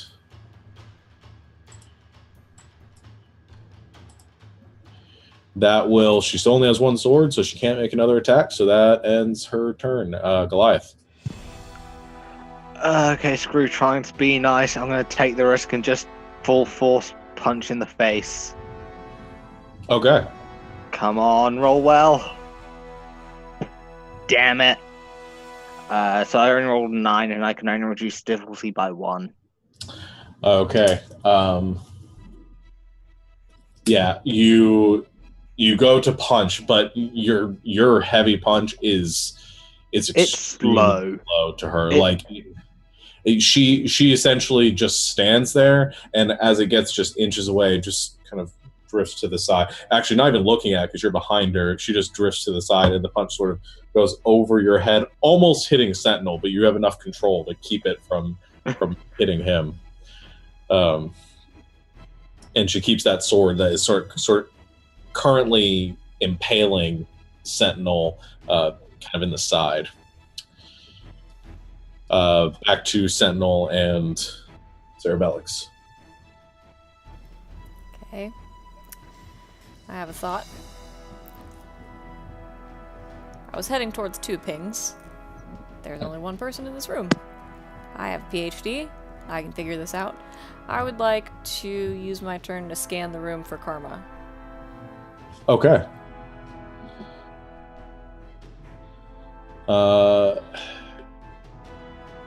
There's not really even there's not really a check with that. You're just spending the point to use it. Okay, so you scan the room, and you can sense somebody else in this room. there is another life form that is currently kind of hiding behind some of the vats across the room. You gonna do anything else? Can I do anything else? Sure. Can't like attack or anything, but if you want to like move or call out anything. Click on the hover boots and head that way. Like And head whoosh towards over it. there? Mm-hmm. Sure. There's no real like disengage or anything in this game, so you click on the hover boots and you see Cerebellix kind of zoom out of this melee that's going on, and as you zoom over there, you can see, you get an angle and you can see the kind of back end of a large purple hoodie as somebody is currently kind of hiding behind one of the vats.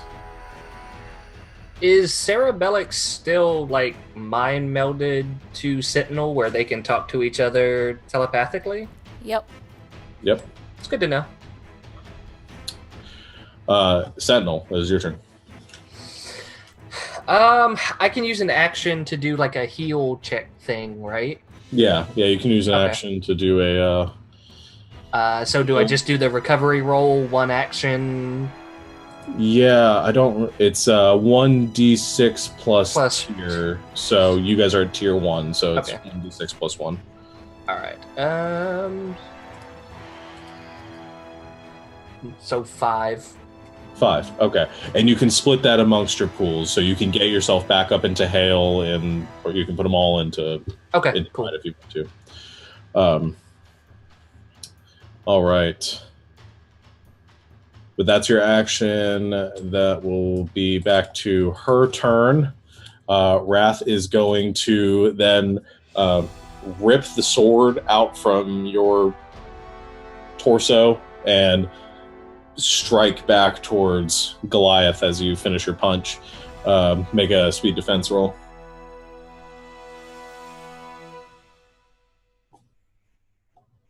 I take 4 more points of damage. Yes, you do. As she pierces in again, finding another weak point in the heavily armored body and driving her sword through. Swords aren't like the most effective thing towards giant robots, but it's seeming to do the job of it. Goliath, your turn. I am spending 1 from my might pool to reduce the difficulty of this big heavy punch by another 1. Okay, so that reduces it to a 5. And I rolled an 8. Reduced to 4. Yeah, not enough. And you go, and as you slam to the ground, you're pretty sure you got her, that you smushed her.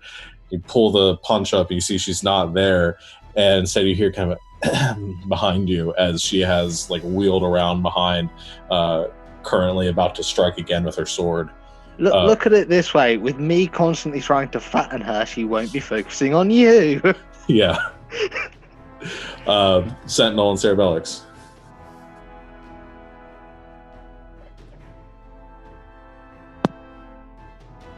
I'm just gonna keep shooting her until she's dead. So, Okay. like, if you want me to go first, that's fine. Yeah, go ahead. While you think about, okay. No. Well, no, probably not. Because I rolled a 2, but it reduces it by 2. But I'm still pretty sure that's not a. No, it's still difficulty 6, so it's still misses, and she is able to weave out of the way of that shot again, seeming to better understand your attacks and your patterns at this point, and is just sort of playing with you all until she's able to whittle you down to come in for the kill. Cerebellix, what are you doing? Okay, I am trained in skills such as sensing emotions and discerning dispositions. So I want to try to essentially... social interactions, getting hunches about people around you, things like And that. we sort of... Can I yeah. try to... Can I try to discern the nature of... Well, I guess probably not, since you're just hiding behind, like, a vat. I was gonna say, like, the nature of their relationship. Yeah, well, we talked about this before. This is like a psychic thing. Like, you're reading her mind. So Cool. whether or not, as long as you can see her, yeah, you can make that check. So yeah, go ahead and make your empathy or sense emotion or whatever the check might be you feel. Okay, I do have edge. Okay. This reduces the difficulty by 1, and then I'm trained in it, which is another 1. And I rolled a 2. Okay. She's not difficult to read. You're not able to get like the full extent of what's going on here, but you are getting this overwhelming sense of like conflict. From Karma. Yeah. Okay, can I do anything else? Okay. I want to land. Can I fly for like hover around behind her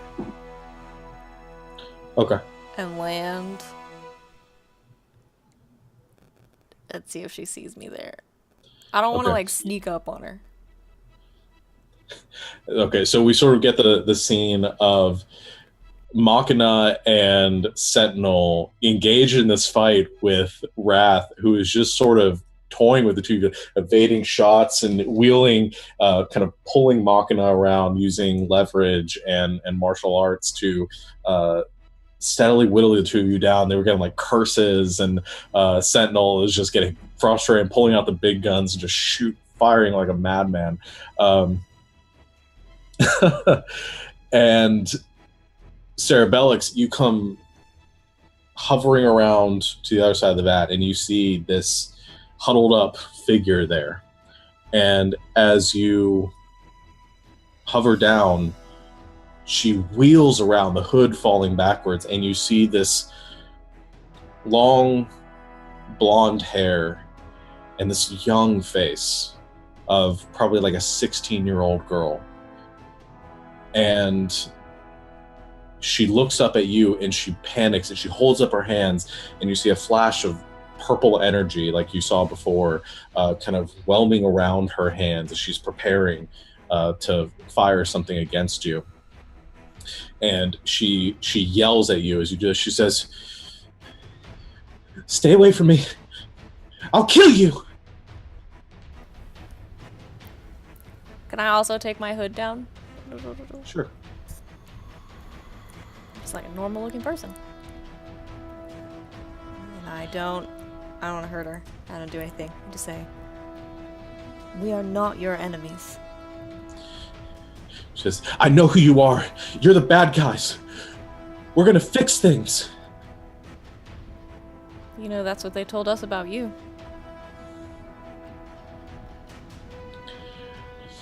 Make a, so you said you have a social interaction check? I do, yes. Okay. You can make a check there.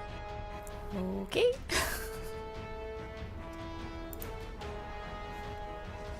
Well, I have edge, so it's difficulty -2, and I rolled a 6. Because it's either under a 10 or a natural 20 with me. So here's what happens. You tell her that, and you can see her sort of,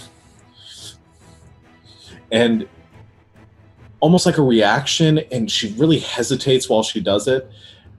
She sends a pulse of energy in your direction. I need you to make a speed defense roll. Actually, no. Intellect defense roll, sorry.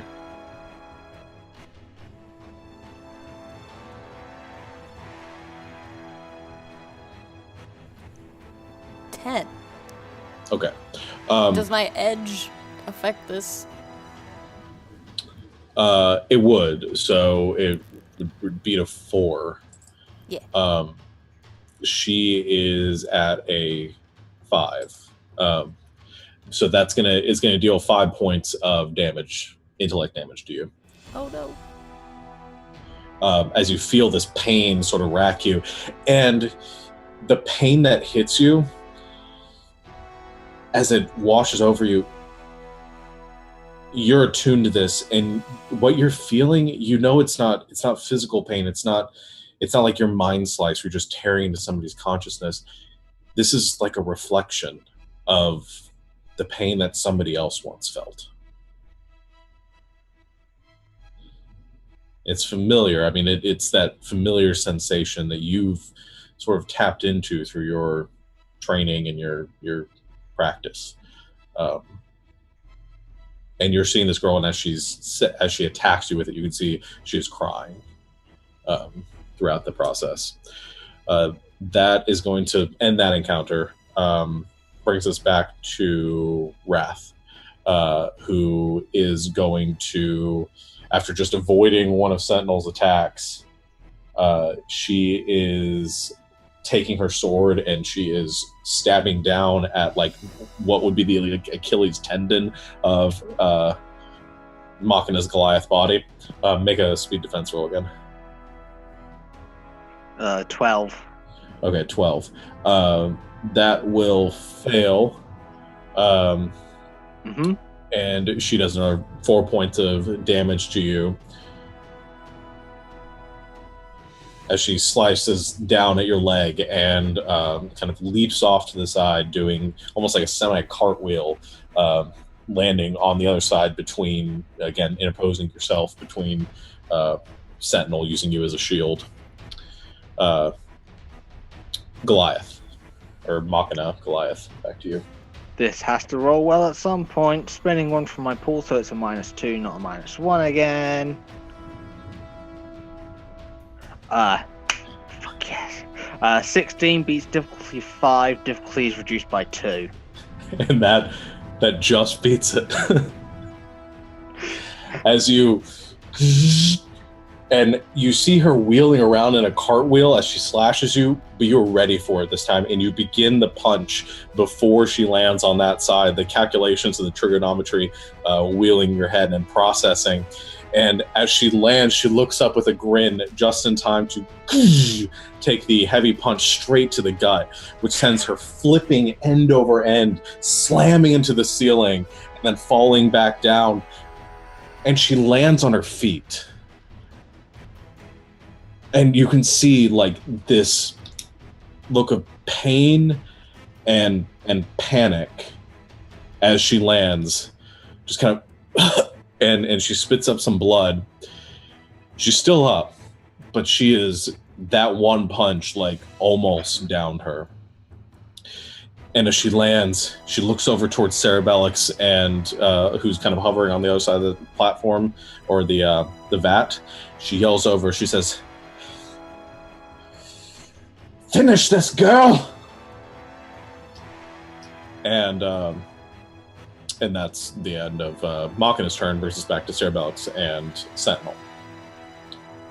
Cerebellix, I'm going to have you go first, just because I want to see if how this plays out before Sentinel gets another. Okay. I'm gonna land. Not hovering anymore. I'm gonna click it off. Land. Got my hood down.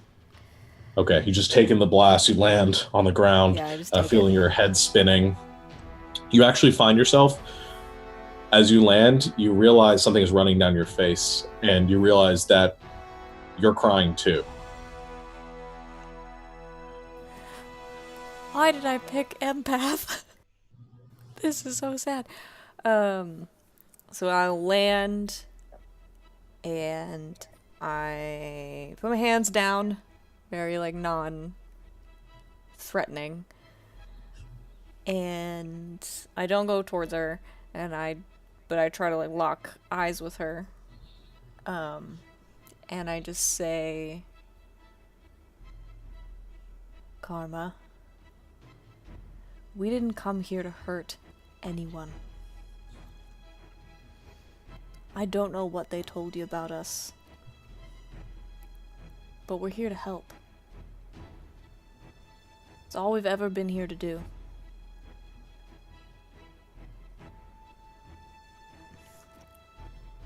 Listen. She's still... Okay. I know what you're feeling, and I know people have said that to you before, but trust me. You don't have to hurt anymore. And you don't have to hurt anyone else.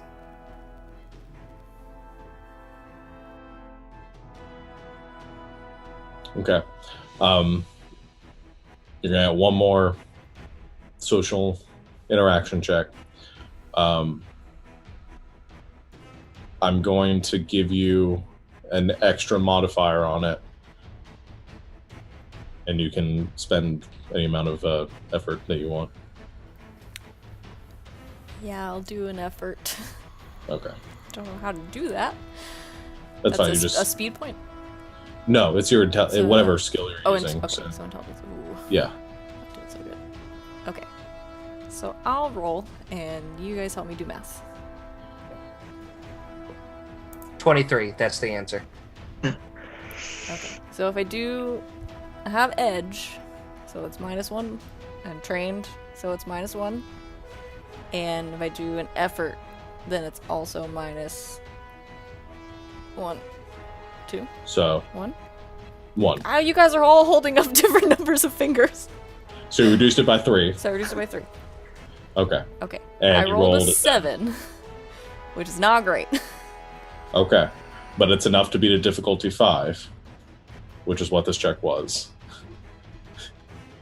So you get down on her level, and there's still that pulse, that barrier of energy between the two of you, and she's still holding up her hands, this purple energy swirling around her, and she's still crying as this is happening, but she has this determination on her face, and as you speak to her, there's this moment of connection, and she sort of backs up as if she's seen something, as if you're projecting something towards her, and she begins to see images, and she sees the pain you've gone through and the struggles you've endured, and the energy diminishes.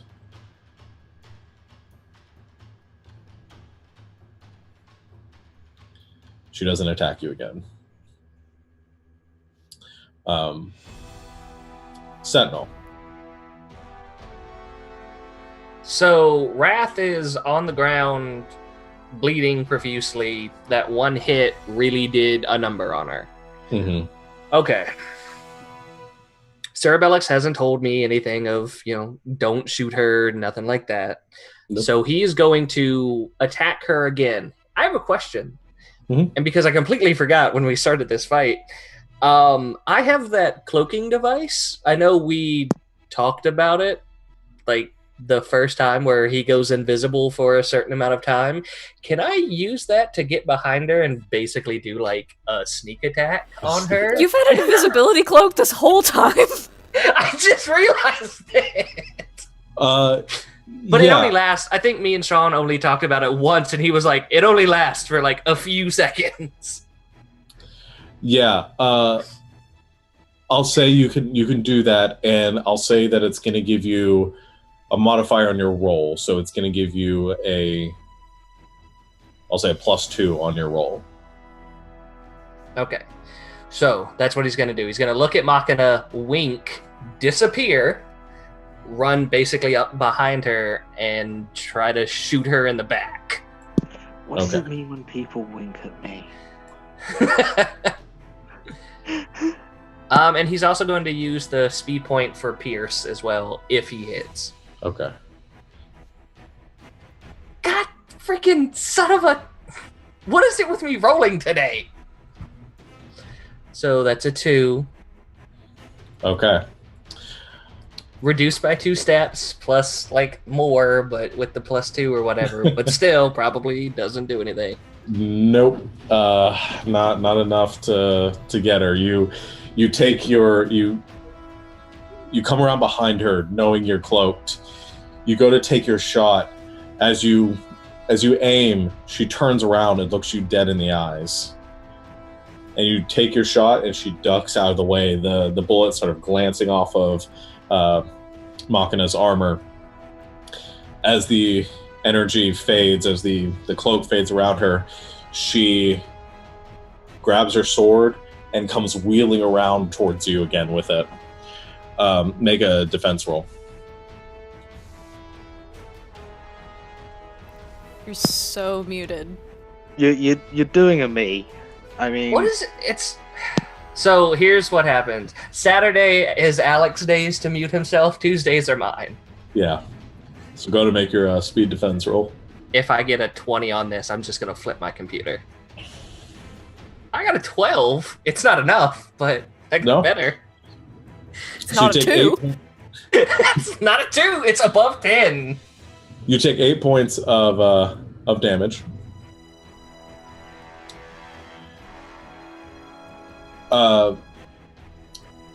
But something strange happens at that point too. Let's see. He dies. No, not quite. As you take that damage, there's at least a large gash across your chest. You see the blood kind of begin to pull up through your clothing and the armor. As she carves through and she looks up at you with a grin that she's enjoying this fight, it seems.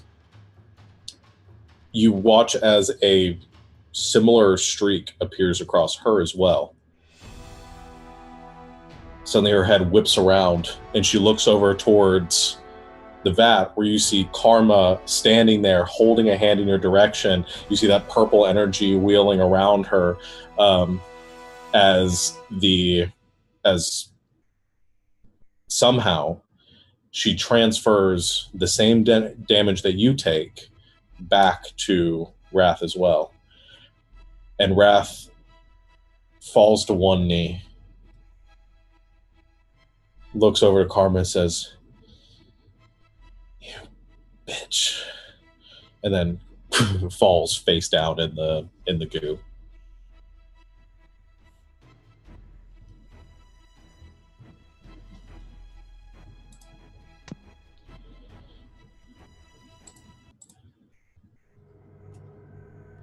At which point, Karma releases the energy that she's holding, and you see her sort of fall to her knees and double over and just begin to sob.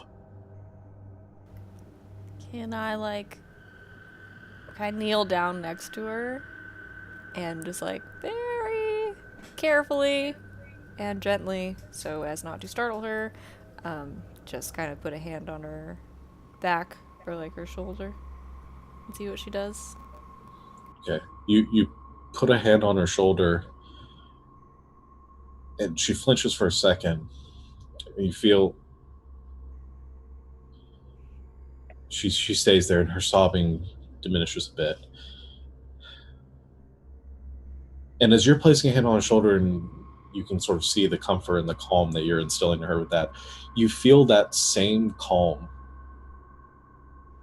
as well begin to wash over you. As she relaxes, you also begin to relax.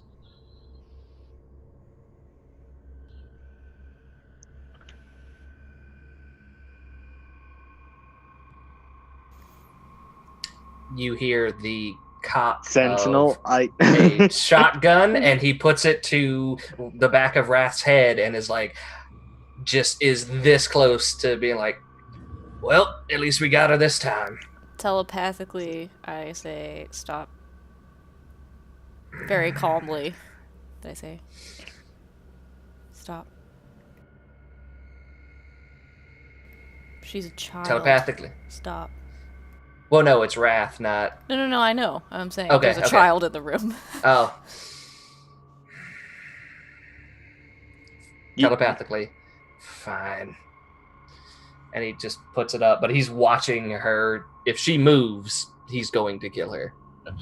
Fair enough. you can tell her head is face down in the water. The amount of blood's coming. She's dead. Good to know. Wrath is, yeah.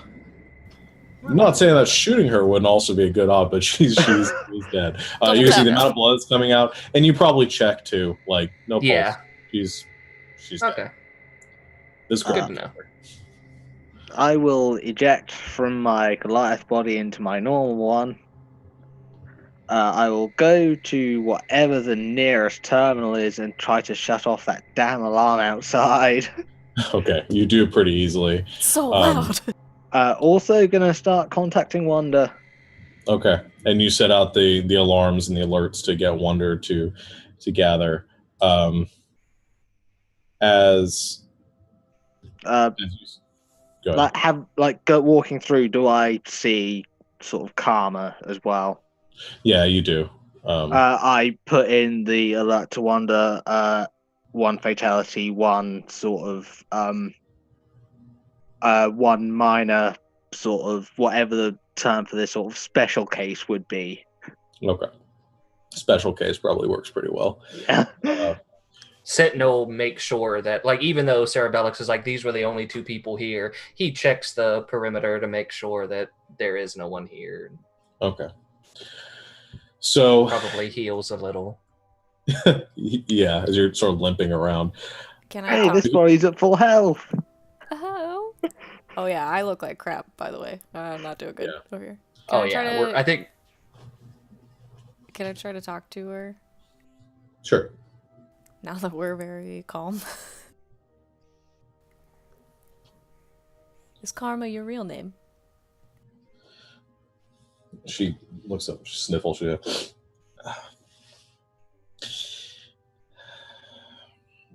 the only one that ever really mattered. Katie. Katie. I'm Charlie.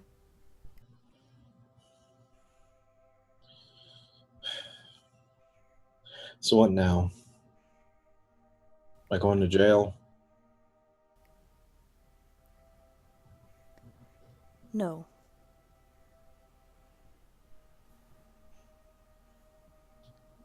You helped us. You saved us, really.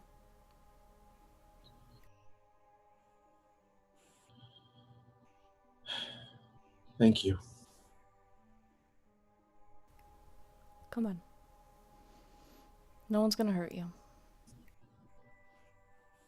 Okay. So in the cinematic sort of conclusion to all of this, you help Karma up. She pulls her the hood back up over her head. Yeah, me too. And and walks very close with you out of the facility. You do a once round Sentinel, and yeah, there's no one here. As you all make it back out to the vehicle, back out to the front gates, the W.O.N.D.R task force, the units begin to arrive, and the Ein military begins to disperse. You can see that Hide the minigun. you and the back hatch closes as it happens. You see a couple of things. The panic in the street seems to have stopped. And as you're all taken from the facility, you realize that all of the VAT reject soldiers have fallen, just inactive. Like whatever's controlling them is no longer controlling them. So there's sort of a street cleaning going on. They're beginning to pull those bodies into piles. The dead are taken out of the complex, and you see one of the W.O.N.D.R units taking a black body bag with as they zip it up. You see Wrath's face zipped up into it and loaded in the back of one of the trucks. You're all sort of congratulated, just for good measure. You're all congratulated and applauded for once again saving the city. And one of the officials comes over and takes Karma for a debriefing. Not far, and you can go with her, Cerebellix, if you want to. But she is taken back to like an official facility where they can find out what she knows. And she talks a little bit along the way, and you hear her talking about F.R.O.S.T, and you hear her talking about the mission that she was given by a person named Zeitgeist.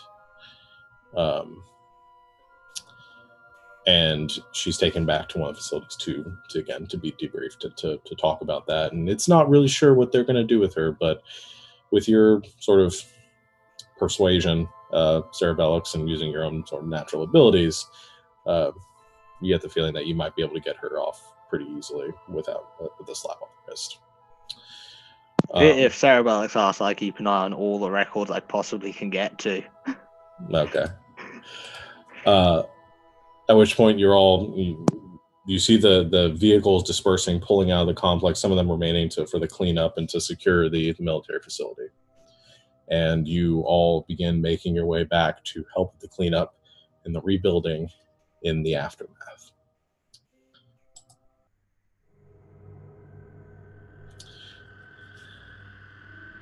As we pan away from your group, as you see all the trucks leaving, you follow them one by one, and you see the last black truck pulling out of the complex, and we sort of follow that one as it drives out through the city. You see the driver in the front of the truck talking with one of the other guards sitting next to him with a gun in his lap, and they're talking, but you don't hear their voices. Instead, this sort of hum takes the air. And you see, panning through to the back of the truck, you see some body bags and some belongings stacked up. And you see a red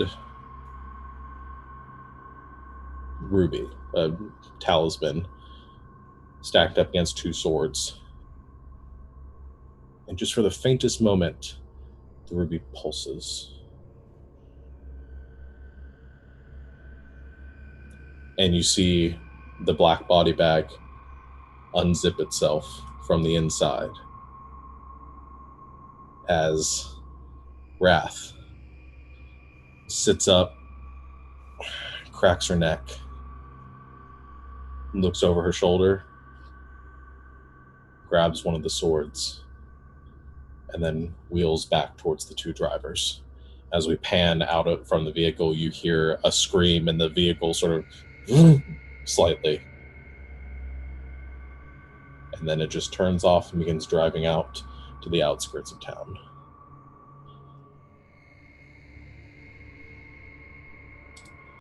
And that's where we're going to end our session here today.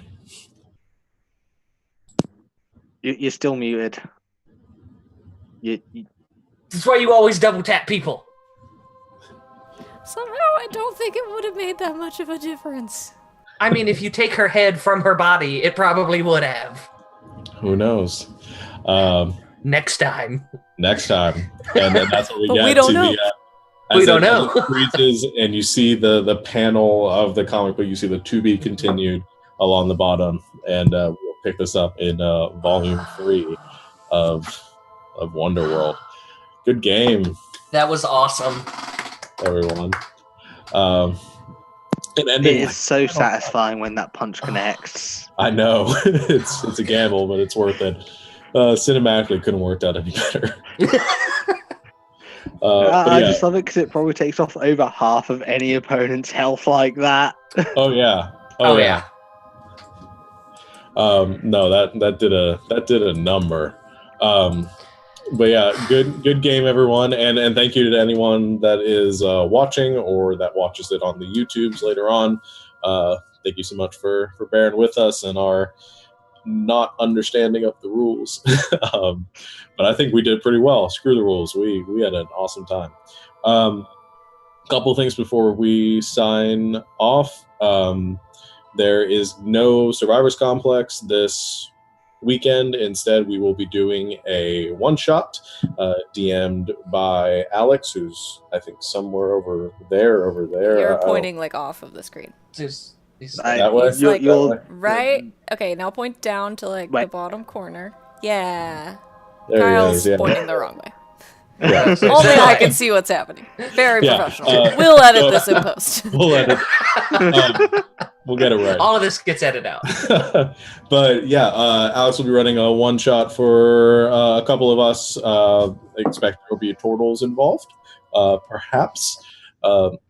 But we'll be running that a little bit earlier in the day, around 2:30 Eastern time, 11:30 Pacific. So check us out. We had some late night complications, and neither the streamer nor the DM would be there, and it would have made it very awkward to have to run like that. Just hamster wheels powering everything. So no normal session Survivors Complex this weekend, but next Monday we have our first game of TBD title space game, Dungeons and Dragons in Space, that will be run here by UP Gaming's very own Ryan. So we're all looking forward to that. I think Like Freeman Ryan? Yeah. Oh, that's awesome. Yeah. I'm out of the loop apparently with this. Very out of the loop. You're like, We've been talking about it on Discord for like 3 weeks. I mean, at the same time, you don't like invite me to Discord channels. Everyone is in that Discord channel. Yeah, Just saying. three out of the 4 of us will be in that game. I think Alex will be playing basically Machina, but base D&D version Machina. Machina with psychic powers. Yeah, basically. Yeah, basically. Nice. Machina and Cerebellum. Awesome fantasy space. Yeah. D&D.